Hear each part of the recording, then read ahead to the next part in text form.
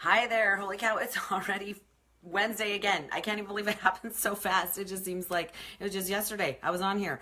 Of course, we were on Monday night, so I guess that's nothing new. But welcome to Wednesday. It is Q&A Wednesday, and of course, we have a great topic tonight.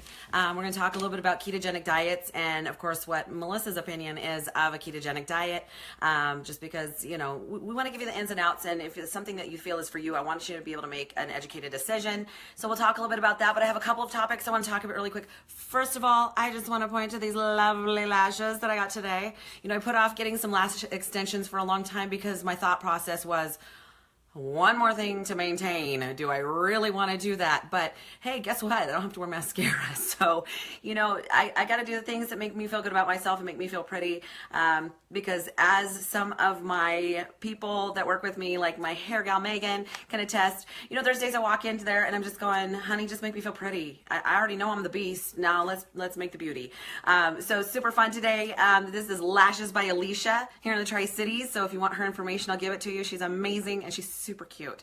So, and we're totally like sisters. We discovered, you know what? We're both the same age. So we're like, rock on. We kind of aged ourselves today as we talked about some fun things. But anyway, so couple of things to talk about really quick. Number one, I actually have an incredible special guest tomorrow. You do not want to miss this. I met this incredible woman named Emily Nielsen, courtesy of some wonderful people that I know, and I appreciate them greatly. Emily is an amazing woman. She has been through quite the experience in her life, really struggled with some chronic illnesses when she was a little bit younger, and then determined that, first of all, the doctors couldn't actually figure it out, and she actually came up with the answers on her own. She has become a licensed nutritionist. She's certified in the state of Washington, and she deals primarily with gut health. That is her expertise. And the more that I read about autoimmune disease and a lot of the issues, inflammatory issues, irritable bowel syndrome, some of the crazy things that a lot of people deal with these days, it can actually all be traced down to deficiencies in nutrients. So she's going to be my guest tomorrow night at 7 p.m. Pacific Standard Time. You do not want to miss it. She is amazing, and she is so sweet. So definitely tune in for that. It's going to be great. I have some incredible stuff coming up in the next couple of weeks, including another guest that's going to talk about bariatric surgery and whether or not that is for you. If it's something that you've been thinking about, I think that anytime that you make a decision to do something major, like a gastric surgery, I think you really need to go into it knowing all the facts and that it's not really a temporary issue or an easy out. There's some definite issues that you may have to deal with. So we've got great things going on. Also, if you were tuned in on Monday night or have been to any of my pages and seen that we actually have an incredible project going on, it's called the Transformation Project. It is a 12-week transformation challenge that my husband and I have actually come up for each other. We're doing it as a couple to try and prove to you that you can do things as a family or as a couple and support each other in these goals. And you can do it over the holidays, which are coming up. So if you haven't checked that out, definitely check out the other stuff that I've posted here on Facebook. We're going to post some stuff every Monday. And because I've got such incredible feedback, we are going to come up with a really incredible challenge for you to join us this weekend. Haven't quite figured out exactly what we want to do. I would love for there to be some incredible prizes and things that might motivate you. So I'm really working on it. That's something that we're definitely planning right now. I need some guests, I can't even think of the words. I need some people to help me out. I actually am looking at opening an online store with some incredible products, and I have a couple things that I need tested. I know that what I think about them, but I need to see what some of my clients think about that. So if you're up for just trying some things, especially if you're someone who's really struggling with sleep, that's a big one that I have a great product I want to try. Maybe a little bit on energy, but you don't like the option of trying a lot of stimulants, or for anyone who's had some joint issues or something like that, I've got some stuff coming. I've got some samples. I just want people to try it before I put it out there. I'm a really firm believer that I need to believe in the product before I recommend it, but it's also nice to get some feedback from some other people. So either leave a message below, tell me you're interested, give me a quick direct message, and I will chat at you about that and see if I can't get some samples to you really quick so you can try it and give me your feedback on that. So I think that was all the extra stuff. The Transformation Project, that will, every Monday we'll be posting some things. So if you're interested in participating in that, definitely hop on and watch for some more information that are coming, like probably this upcoming Monday. So that being said, let's talk a little bit about ketogenic diets. Okay, so first of all, let's talk about what is a ketogenic diet. Here's the deal. Whenever you're talking about any sort of a diet, number one, I know that the connotation of a diet is kind of a negative one. For most people, when you say the word diet, we all automatically think sacrifice. A lot of people think temporary, and I don't like that idea, because I think that anything that you're working to incorporate into your life that's supposed to improve your health, it should be sustainable. You should be able to do it for a lifetime. That's why I always talk about that health needs to be a lifestyle. Yeah, that being said, let's talk about what a ketogenic diet is. A ketogenic diet is a form of a low carb to no carb diet. And the premise is that your body will actually, without adding carbs to your system, because of course, anybody, if you've studied nutrients at all, you know that carbs are an energy source, right? So what a ketogenic diet does is that the liver actually takes, let me make sure I say this right. You have ketones produced by the liver, which your body can then turn into, can break down fats, right? And turn into glucose in order to use it as fuel. So the whole premise is that your body will primarily use body fat as fuel. So let's talk about a couple things. Number one, it is very much a low carb diet, and there's multiple forms of it. There's multiple rules, diets, whatever you want to call it. Some of them are purely low to no carb. They're very much higher in fats and proteins. Some of them are more cycling, so more of like a carb cycle style diet. Each of them have their own benefits and pros and cons. And I'm going to talk about some overall pros and cons to both of those. But the whole idea is that by deleting carbs out of your nutrition plan, that your body is supposed to be able to use body fat in order to use as fuel for your energy source. So let's talk about a few of the pros first. So, the research has shown in general that there is a greater weight loss from the beginning on a low to no carb diet or a ketogenic style diet. However, again, I'm going to talk about some downsides to that, because most of us know that in the first few weeks, it's usually the weight loss itself is actually water loss. And when it comes to the fact that you're cutting out carbs tend to hold on to more water in general. So immediately, there you go. The original weight loss is water loss. After that, the goal is fat loss, of course. But again, you have to pay attention to what we're talking about. I am not a fan of using the word weight loss, because weight loss just talks about what the scale says, but it doesn't talk about where the loss is coming from. And technically, when it comes to weight loss, it can be muscle that is lost during that process. So keep that in mind. But overall, in the first 4 to 6 months, usually people who are on a ketogenic style diet do see a greater form of loss. Again, I'm going to talk about what happens at 1 year in just a minute. In general, some of the research that's been done has shown that insulin levels do drop. So people who have really had some issues that are maybe pre-diabetes, really dealing with insulin issues, that can be definitely something specific, because of course, if you're not ingesting the carbs, your insulin doesn't have to spike in order to deal with blood sugar levels. You may find yourself less hungry. Now, here's my thought process on that. Again, I know I'm throwing in some negatives already, but I gotta.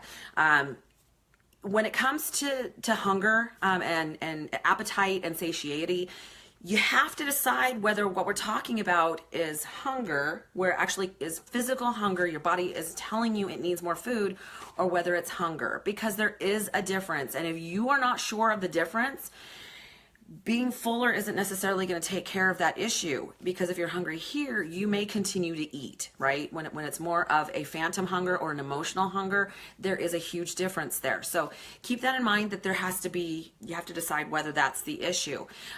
Also, having an appetite is not a bad thing. We all look at that as, okay, well, I got to eat less, so I got to not have an appetite. But your appetite is your body's way of saying, I need more fuel, right? Food is fuel. The downside is most of us want to fill that hunger with comfort foods or with fatty foods or foods that are less healthy for us. So again, not necessarily a bad thing to be satiated or full, where you don't feel the need to eat.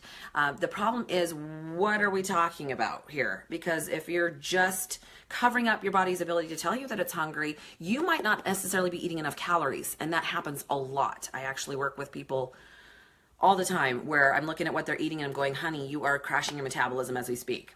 So hi, Jenny, love you. And hi, Dan, got some people hopping on. So love to say hi. So, that is part of it. Yeah, you might be satiated, but we're talking about what kind of hunger are we talking about? So, and honestly, that comes because proteins are a more thermogenic food. So your body has to rev up a little bit hotter, has to burn more calories that way. But also fats, healthy fats especially, because that's what we're talking about on a ketogenic diet, not running to the fair and eating a bunch of crap.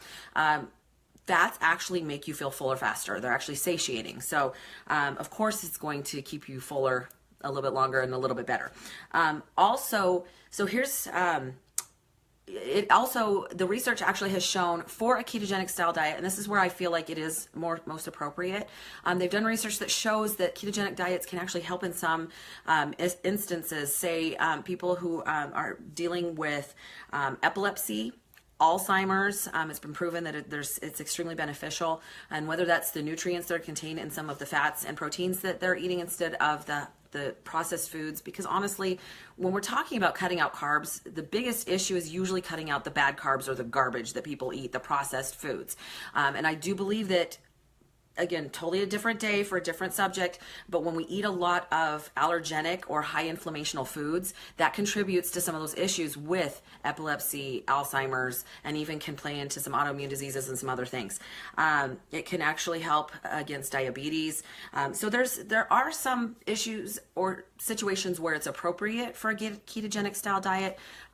But again, I'm going to approach that in just a second and how I feel about that.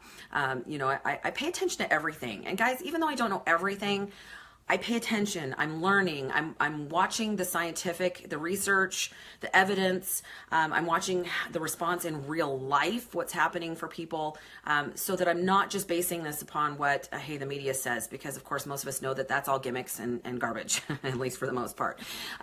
So let me tell you the cons of what I feel. I know that's not a lot of benefits. You can actually do some easy research, Google ketogenic diets. Of course, you're going to get a lot of people that fully 100% believe in this. And for somebody who is a carb addict, which I believe that I'm a carbohydrate addict, when I start eating carbs and especially when it's really high in sugars, of course, we've talked about that actually lights up the same part of the brain as cocaine. You get that effect of the dopamine making you feel good, the pleasure centers, and so that can be an issue. Sometimes it is a good thing to cut out or lower your carbs, but I really feel that needs to be cutting out the added sugars and the processed foods, not necessarily the good carbs or the complex carbs, because that can actually help us have a sustainable blood sugar level, which in general is kind of necessary. However, carbs are the one nutrient that your body technically can do without, because it can create it itself out of the other nutrients. So again, balance. But let's talk about some of the negative things about what happens from a ketogenic style diet. Hi, Kenny. He is saying, trying to quit drinking. Yes, anytime that you do tend to start to cut out sugar or the bad carbs, first of all, guys, you are going to have a physical withdrawal. It's going to happen. Every time I cut out sugar, I start to have headaches. I start to have that fogginess happen. It's like a drug. Once your body gets used to it, it needs it. It likes that sugar rush. It likes that feeling. So you're going to have some issues. And once you try to cut out one thing like alcohol, your body will crave it in some form. So keep that in mind, that it's a difficult one. If you're bouncing around going on and off sugars, it's kind of a rough one for your body to deal with. Okay, so cons of what I feel are the downsides of a ketogenic style diet. First of all, whenever you completely go off carbs or go onto a very low carb diet, there's something that they call the keto flu. And what it is your body is now having to figure out what to do because you're starving it of that energy source.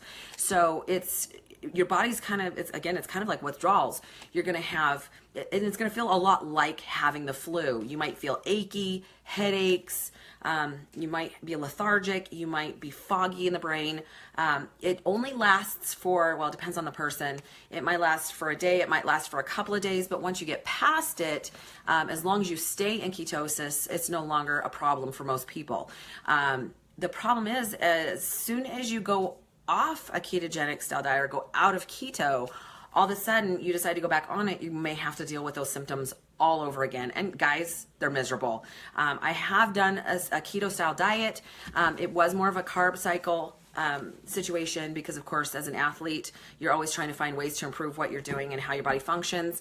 And I'm going to tell you that there are times that I should not have been driving when going through that withdrawal process. So again, you got to kind of take it for what it's worth. It can be very difficult, and for some people, it's not worth it.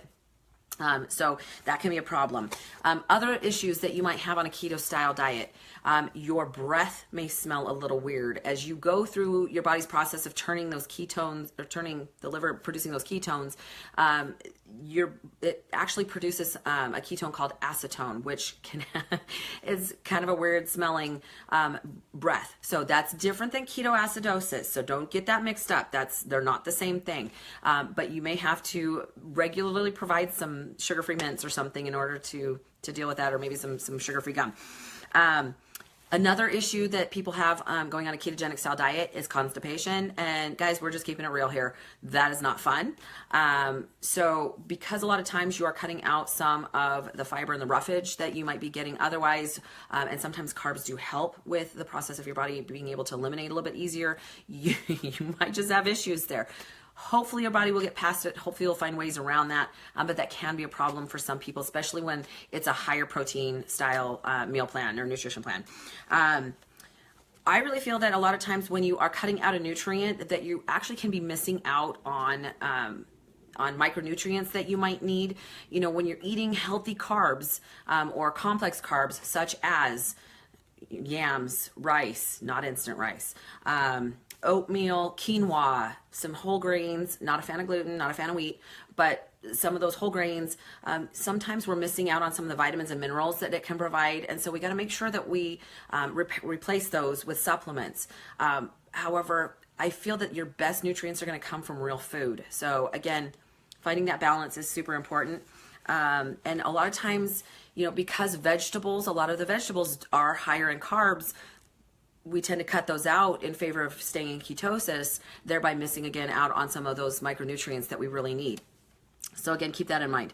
Again, we talked about that if you go out of ketosis, let's say that you are going out for the evening with friends and you decide to drink, or it's somebody's birthday and you really want a piece of birthday cake. As soon as you take yourself out of ketosis, you're out of ketosis. Now you have to figure out and go all back through that system to get yourself back in there. And each person is independent as to how long that takes. But again, that's kind of a downside, is now you're no longer in ketosis. You got to get back to that situation.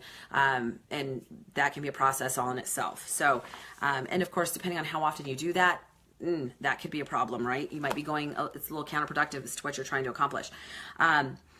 If you are vegan or vegetarian and want to go on a keto style diet, whole new list of issues. Here's the deal, guys. First of all, number one, if you cannot track your current meal plan or what you're eating, it's going to be even tougher to do when you are on a keto style diet. It doesn't matter what style of lifestyle meal plan that you choose to be on. Keeping track is part of what you're doing. You have to make sure you're getting enough calories. So if you're not getting it in the form of carbs, you have to make sure that you're getting it in the form of proteins and fats, okay? Now, fats they're more calorie dense. They're 9 calories per gram, so it's actually easier to hit those numbers that you have to hit when it comes to your macros, but you got to pay attention that you're not going crazy and going above and beyond as well. So keeping track is super important. If you choose to go on more of a vegetarian style or a vegan style diet, now it's a whole new ball game, because now you have to make sure you're getting enough in the way of proteins that are, of course, not animal-based. So in order to get complete proteins, you have to start mixing and matching certain things.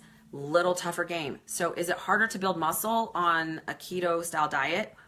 Can be. Is it even tougher to do when you're vegetarian?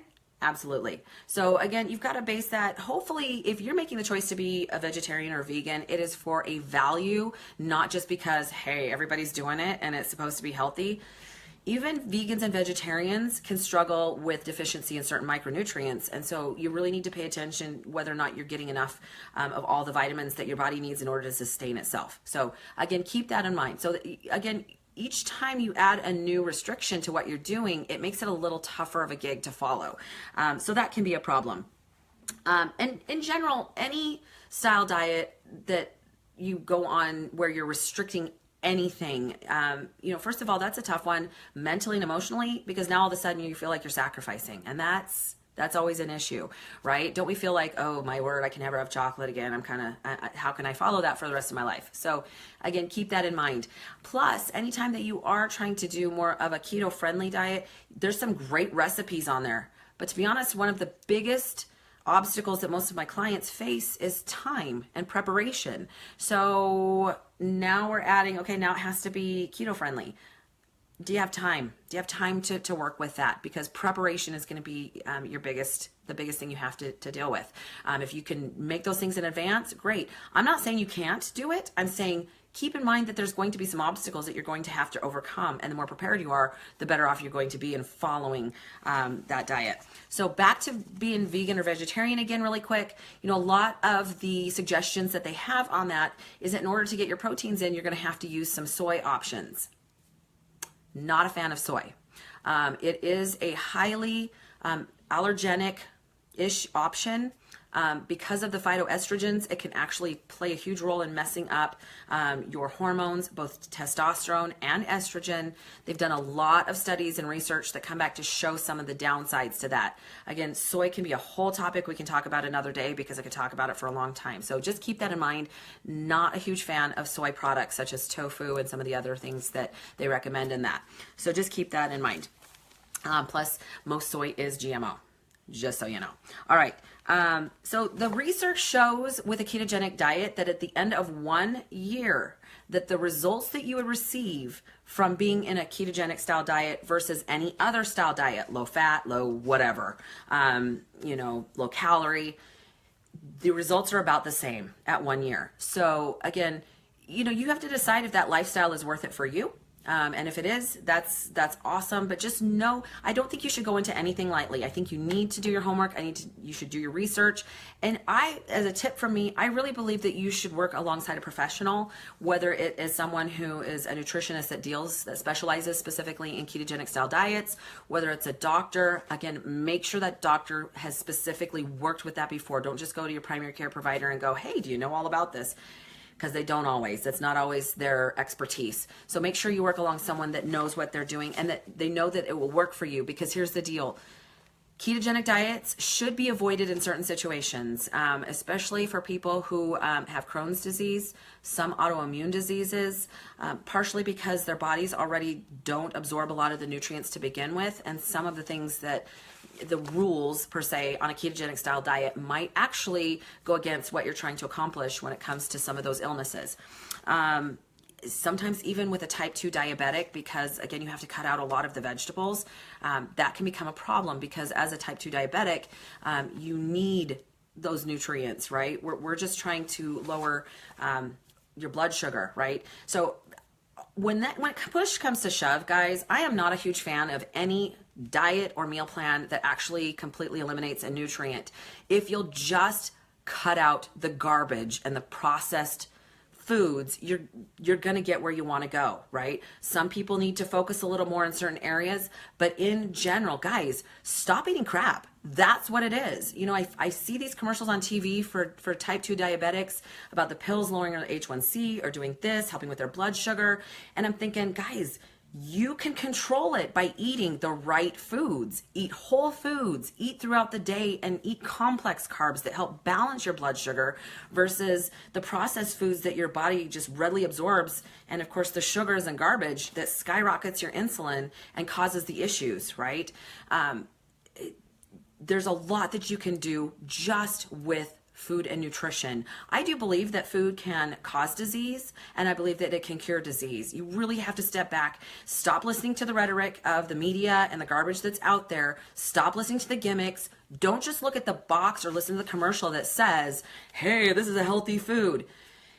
Yeah, that's garbage, guys. You got to know what you're eating and what you're putting into your body. The more whole and clean the food is, which is, can you grow it? Can you kill it? Versus, is it boxed? Is it preserved? Is there a bunch of toxins and preservatives that your body just doesn't know what to do with?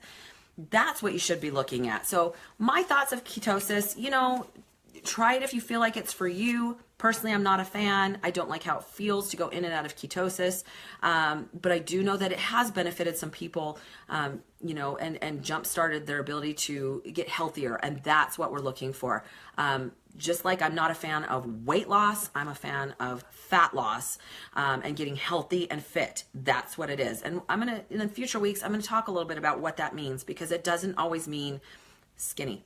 Not a fan of that word, by the way. That's a 4-letter word to me. So keep that in mind. Let me just make sure that I've talked about everything that I want to today. I think so. I think we've really hit it.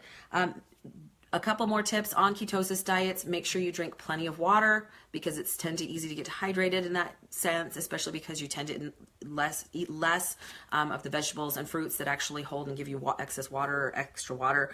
And we talked about working alongside a professional. So if I haven't given you enough information, you can always direct message me, leave a comment below with specific questions, because, I just want you to make choices based on real information and real research versus the gimmicks and the garbage that comes on TV every year, especially in January. I'd like to kill my TV about then. So have an incredible evening. Again, please don't miss tomorrow night. I'm super excited to work with our special guest. And again, if you're interested in helping me out, testing some new products with me, let me know, because I'm all about getting some people to help me out with that. I appreciate that. And then, of course, pay attention to what happens on Monday. We'll get a great transformation challenge out there for you. So have an incredible evening, and we'll talk to you soon. Thanks for stopping in, guys.